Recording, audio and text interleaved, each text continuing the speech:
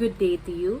I am Nicole Guanci-Manyoza. I'll be presenting 3 topics in the subject Mechanics of Deformable Bodies.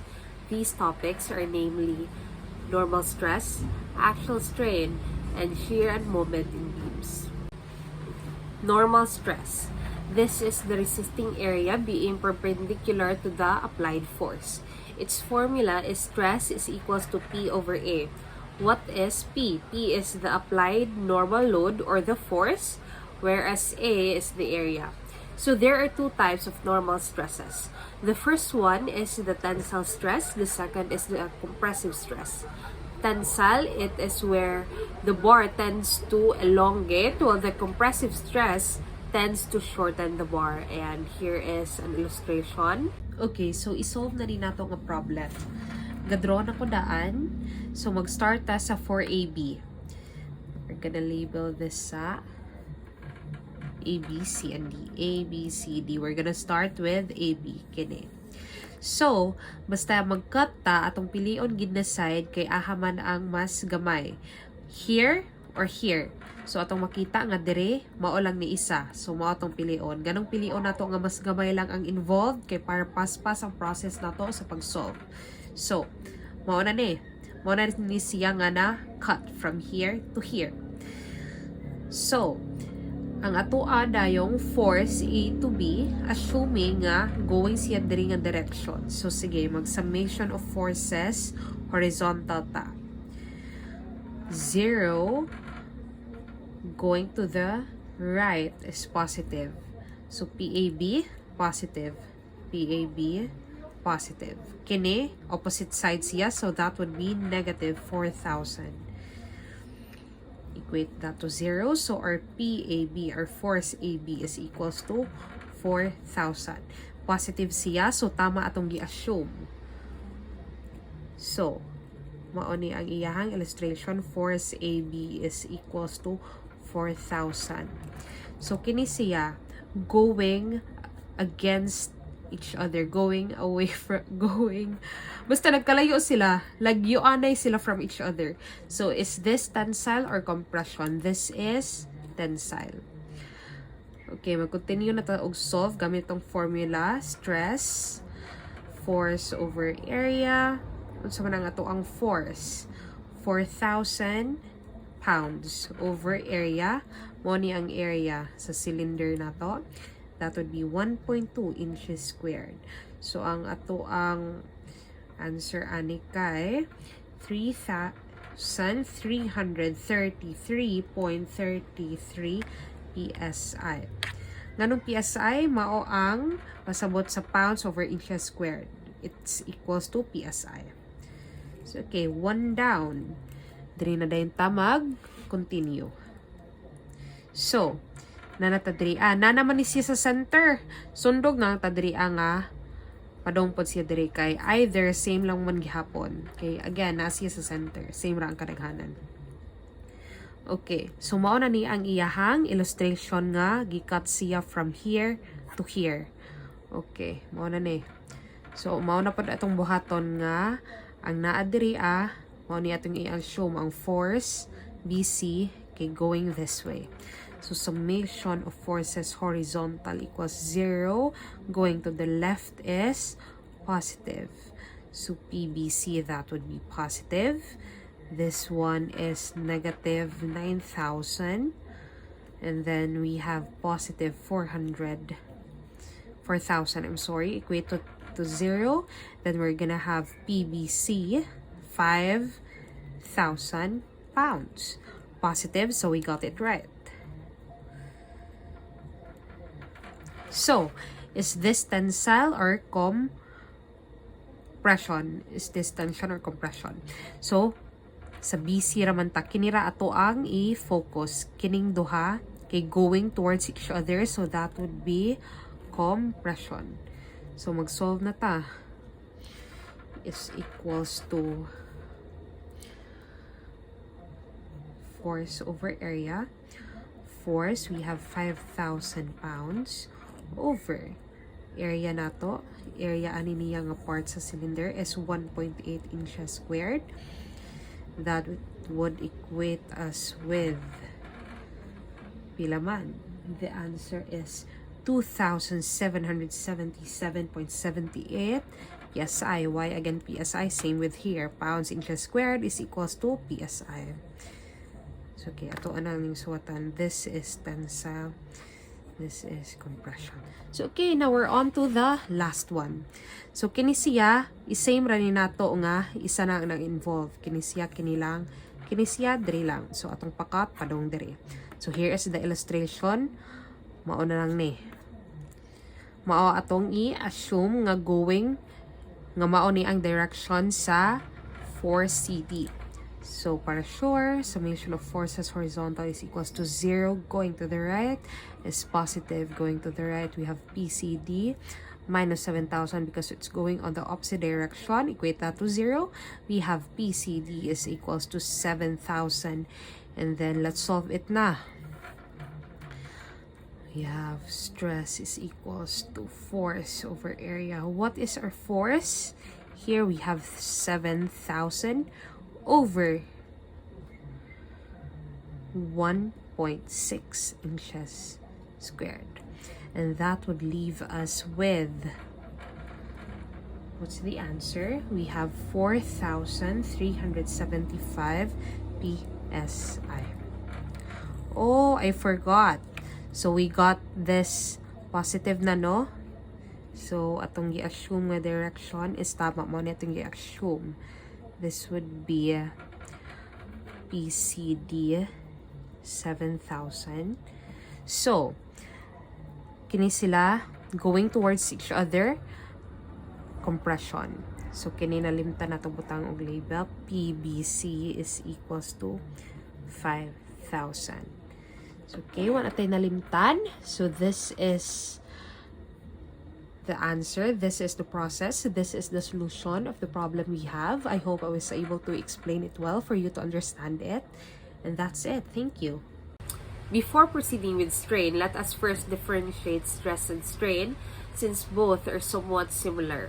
So stress, it is the force per unit area acting on the material, while strain is the resulting deformation or change in shape. And this can be shown on the illustration for further understanding.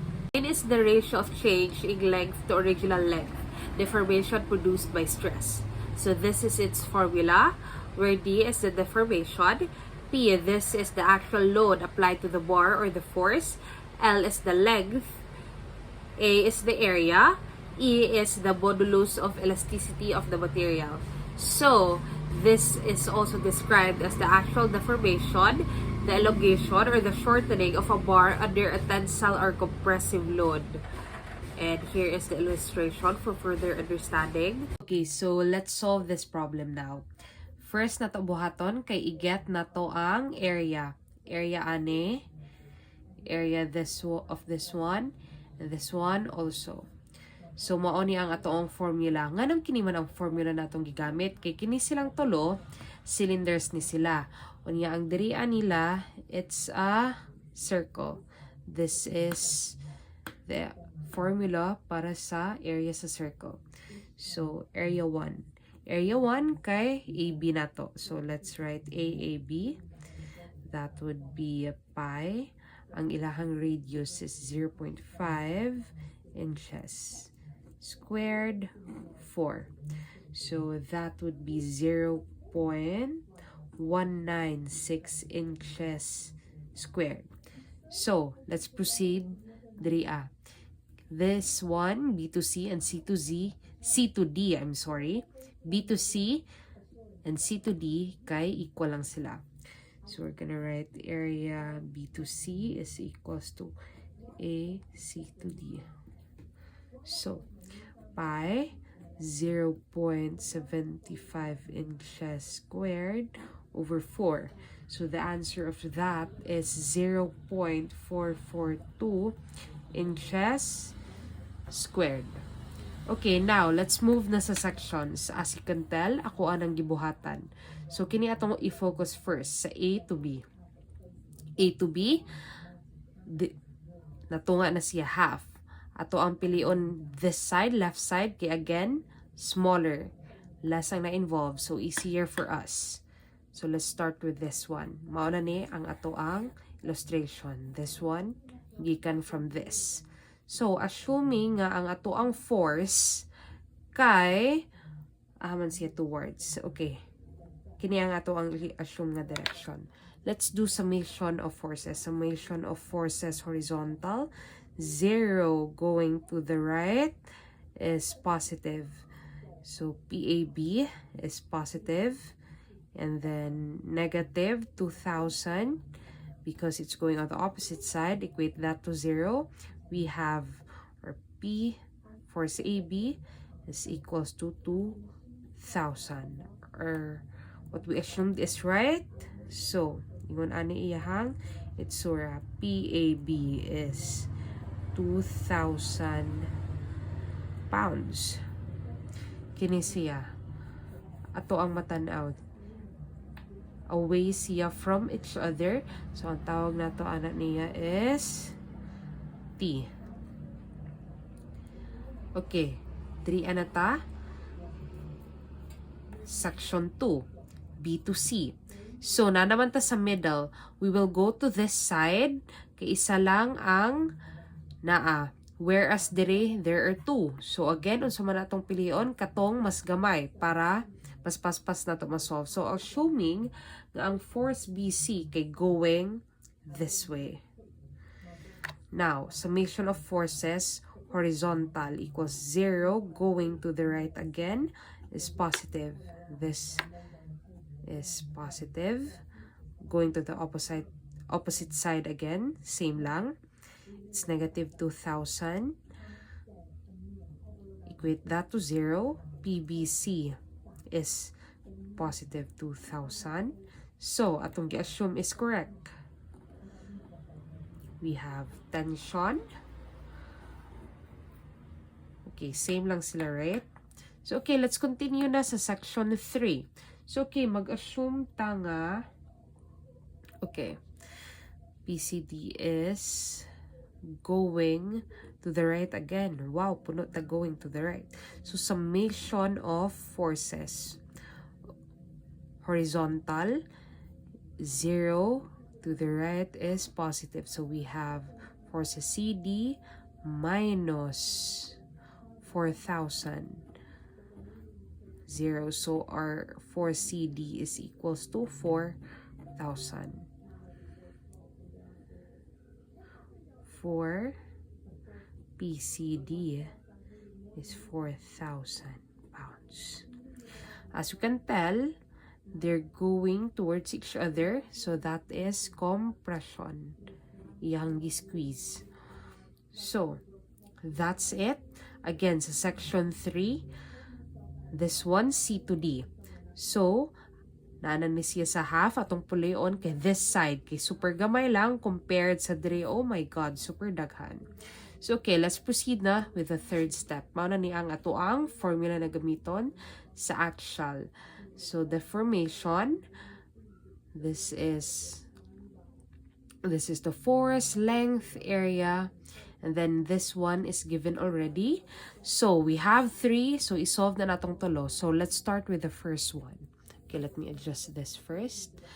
We have this AB is equals to, what is the force for section 1? It's 2,000 pounds times, what is its length? It's 5. We're gonna convert it to inches kaya the rest niya inches. For feet, mahimog inches, you will multiply it by 12. 5 times 12, so that becomes inches. So, we have area. What is our area? Nara, 0.196 inches squared. Multiply that to the given na E. That is 29 times 10 to the power of 6 PSI. PSI equates to pounds over inches squared. So we're gonna cancel inches na bilin. So we have the formation at AB is 0.021 inches. Let's move on to BC. we have force is 2,000. Okay, force is 2,000. And then we're gonna multiply it with 4. 4. Multiply it with 12 para mahimo siyang inches. And then, area niya is 0.442 inches squared. And then, same 29 times 10 to the power of 6 pounds inches squared. That equates to PSI. Cancel, cancel, cancel, cancel. So our answer for that would be 0.0075 inches. So we have this one, C, D. What is our force? It's 4,000 pounds. And then 4 multiply it by 12, so feet becomes inches. And then its area, 0.442 inches squared. Same 29 times 10 to the power of 6 pounds inches squared, also called as PSI. Cancel, cancel, cancel, cancel. So this one would be 0.015 inches. So okay, a reminder that tensile is positive while compression is negative. So now let's add all three. This one, and this one. So that would be, the formation is equals to 0.021 plus 0.0075 minus, since again this is the only compression, the first two are tensile, the last one, okay, compression. So 0.015, that would be 0.0135 inches. It's positive, so it is tensile. Tensile meaning it elongates. And that is our answer. I hope I was able to explain it well, that you were able to understand. And that's it. Thank you. Last topic, shear and moment in beams. Shear force is the internal force that resists external loads acting perpendicular to the length of a beam or other structural element. Just imagine a knife cutting through a carrot. The force pushing the knife, that is the shear force. Bending moment describes the rotational effect caused by forces applied to a structural element. It leads to bending. It's the internal resistance to the bending effect caused by the external forces. Definition of a beam. It is the bar subject to forces or couples that lie in a plane containing the longitudinal of the bar. So there are three figures. First one, it is labeled as the prop beam. Second, it is the fixed or the restrained beam.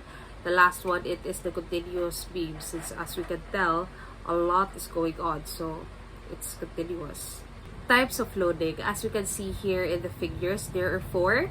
First is the concentrated loads. Second, uniform loads. As you can tell, it's uniform throughout the whole beam. We have uniformly varying load. And the last one is applied couple. Okay, so we are now off to an example. Okay, kini ang ato ang buhatag shear and moment. First step nato is mageta sa resultant. Unsa na ang resultant? Area lang na. Kini ang ato ang buhatan og area. Area aning rectangle is length times width ra, diba? So resultant is equals to 10 kilonewton meters times 5 meters, 50 na. I-cancel na itong meters. So, ang atong resultant is 50 kilonewtons. And then, okay, ato anong i-draw here sa center. Resultant is equals to 50 kilonewtons. On to the next step, magkuha ta og moment. Magbuhat sa ta diri Mani ang reaction at B. This side pod kay mao ni ang reaction at A. So magkuha ta og moment diri Moment at B. equals 0. So mag-counterclockwise ta positive. So kini atong first i-focus from here, mo travel siya to here. Okay, let me adjust my camera sa. Okay.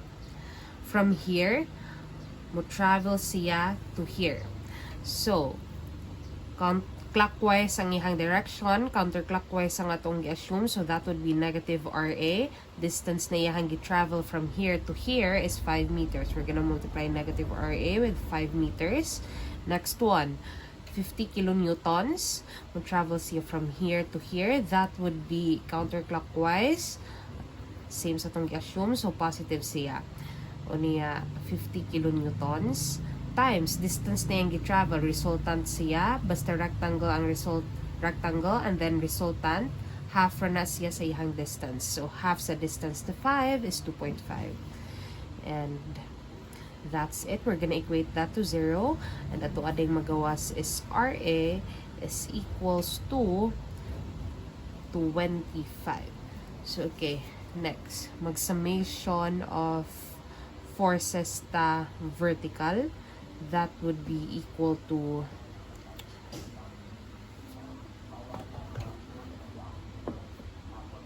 summation of forces ta vertical. That would be equal to 0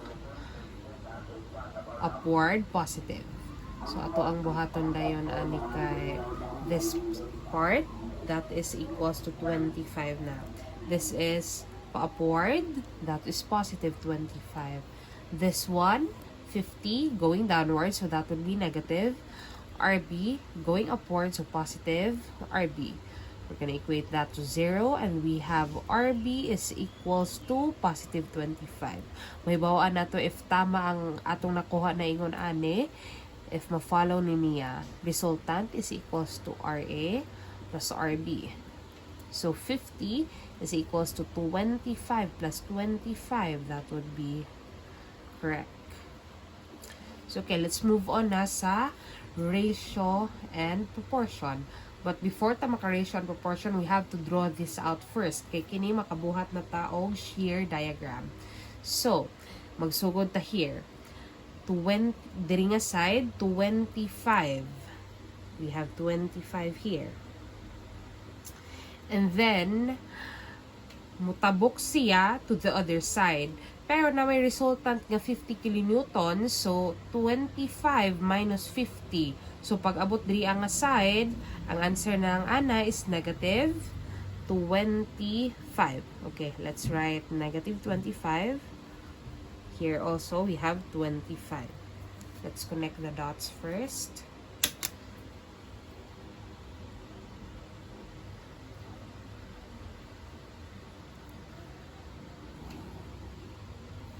Okay.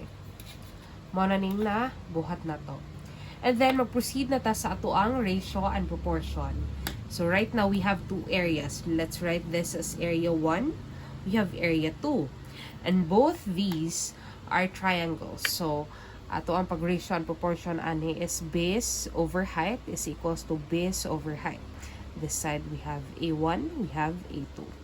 So, unsa man ang base niya ani? It is unknown. So, let's write X. Okay, this side, it's also unknown, right? But ang total sa both is 5 meters. This is already X. So, this would be 5 minus X. So, solve na ang base sa duha. Let's write that. X, 5 minus X. And then, ang height, 0, 25. So, that would be positive 25. There is 0, negative 25. Iyang height is negative 25. Let's write that here. 25. On the other side, we have negative 25. So, okay. Let's equate that. And ato ang ma-extract ang X as 2.5. So, X is 2.5. This is 2.5. So, this is 2.5. So, both of their bases are 2.5. And 2.5 plus 2.5 is 5 meters. So, that we got that correct. So, okay, let's proceed now with getting its area. So, So number 4, getting the areas. Areas is, it's a triangle, so this is its formula.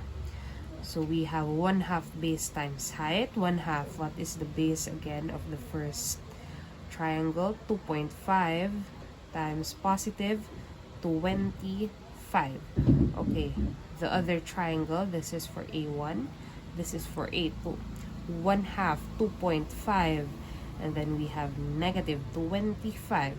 So A1 is positive 120, A2 is negative 120. So let's plot that out.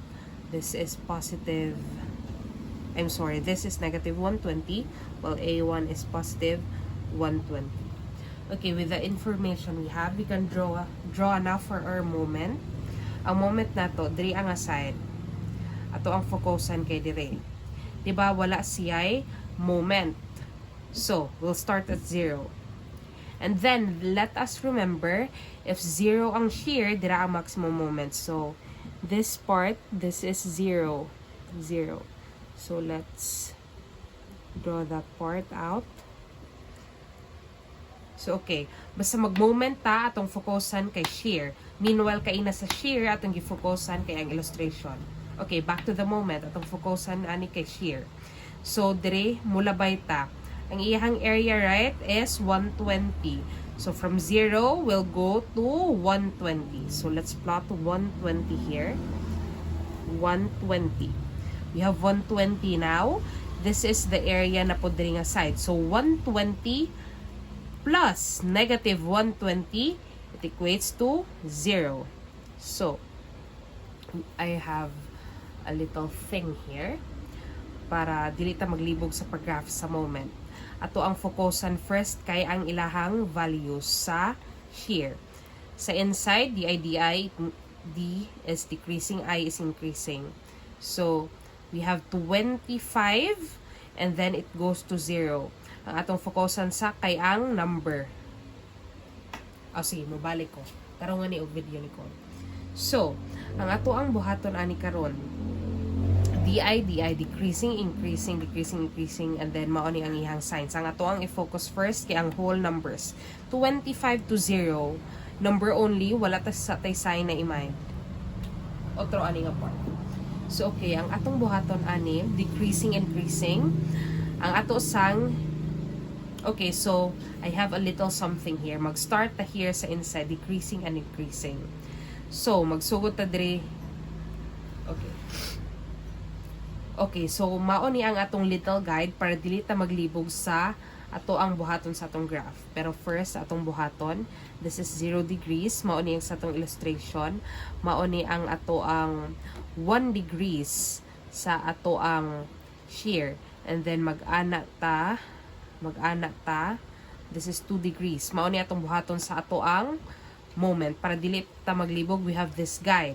So mag-first ta sa decreasing o increasing. Buhaton na nato sa number sa shear. Number sa, dili nato interon ang ilahang sign. So 25 to 0, that is decreasing. So kining duha. And then 25 to 0, diba, it's still on the positive side. This one. So this is atong gamiton kini. We're gonna connect that. Okay, done. On the other side, 0 to 25, because again, number sa no sign. 0 to 25, that is the increasing.